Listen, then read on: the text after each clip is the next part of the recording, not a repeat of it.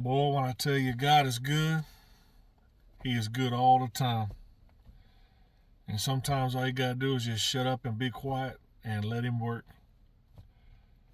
So it's been about 3 months now since I wrecked my car,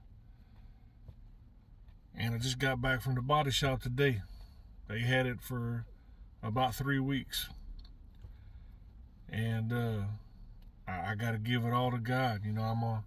Just to kind of back up a little bit. I made a video about 3 months ago, and prior to that, we had been battling with my wife's health for a good 6 months, and I mean battling. 15, 20 different doctor's appointments, specialists, OBs, surgeons. Couldn't figure out what was going on. So 2 days before I wrecked this car, we went to the last surgeon in the last OB appointment, and she made the decision that this is it. If they can't get and find what's going on, I'm just got to deal with it. So the morning that I wrecked this car, you could just imagine that I had a meltdown. I had all I could take between the car, our only car at that time, and her health. I lost it. So I made a post and I made a little video. I made a GoFundMe. I put a PayPal link in there, put a Cash App link in there. And before I posted the post, I gave it all to God, and I prayed and I told Him that whatever His will was to provide, then hey, that's what it is. I'm just gonna sit back and you do your thing, and I'm gonna wait. Now, whether that was a donation or somebody out there that saw the video that would help, whatever the case may be, freed up some money on my end, I didn't care. Whatever the case could be, I gave it to Him. So this is kind of where my rant comes in. Like I said, this was 3 months ago today, exactly. I took that post down about 3 weeks ago when I finally got the car in the shop. And I'm going to tell you how He blessed us, and it's not in a way that you would have ever thought, because it shocked me too.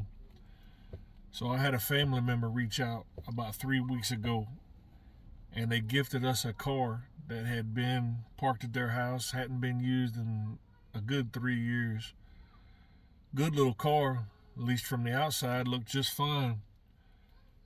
Got a new battery, put a new battery in it, fired right up, drove the car home.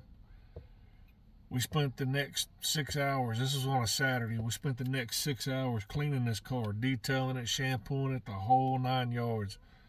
Made this thing look like a king ready to go to the used car lot. Within 4 hours of putting that car on the marketplace, by the very next day, Sunday, by the time we got home from church, I had a man in the driveway with the full asking amount, which was the exact dollar down to the cent of what I needed to get my car in the shop and cover the deductible. So when I tell you God's going to come out of right field, He's going to come out of right field, and you're never going to see it. And on the flip side of that, like I said, I put this post up 3 months ago, and I took it down 3 weeks ago. So this is where my rant's going to come in. Is in that 3 months, that post got 123 views, I think. At the time that I posted that, I had about 2,000 followers. Now I think I got like 2,500. So it really hit home, and it really made me think, and I felt like God was speaking to me that once again, I don't need to rely on anybody or anything, any platforms, anybody whatsoever. I just need to solely rely on Him. And that's the honest truth, because like I said, out of 2,000 people, it got 123 views. You want to know how many likes or shares, reposts, how many prayers I got on that video in those 3 months? 0.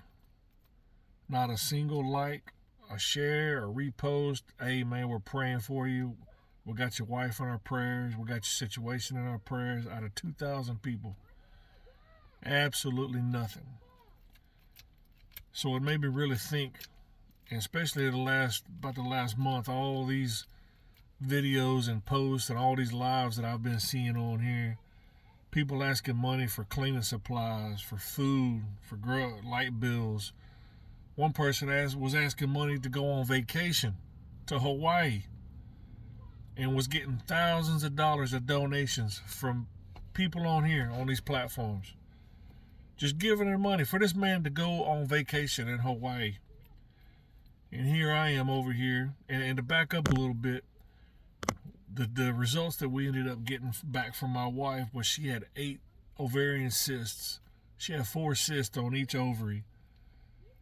And here we are 3 months later, don't even get a like or a repost, and this fool over here is blatantly telling y'all, I just want to go on vacation in Hawaii, and y'all are just pouring in the money by the thousands.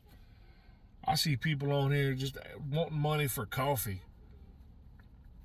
I seen one the other day wanted that transgender, that surgery, that gender surgery or whatever. And here we are, possibly battling cancer and ovarian cysts, can't get a dime. And I think Jesus done that just to prove a point that he is almighty, he is gracious, he is loving, and he will provide. But I tell you what I am going to do. I got a mission now from here on. I promise you, every post I see, every live I see, you better be asking money for some kind of terminally ill sickness, cancer, something along the lines of that.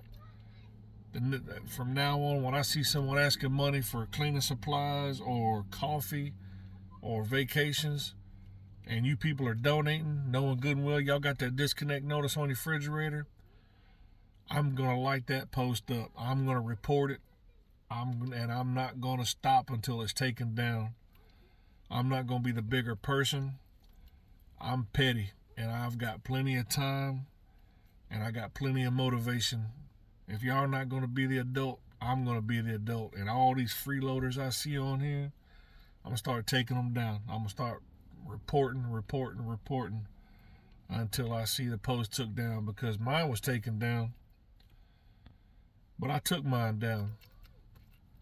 But I took it down because there wasn't no more point in it being up. It wasn't doing anything anyway. So, anyway, that's my rant. Y'all stay prayed up. God is good. God is faithful. And he will deliver. Sometimes we just need a slap in the head to understand that.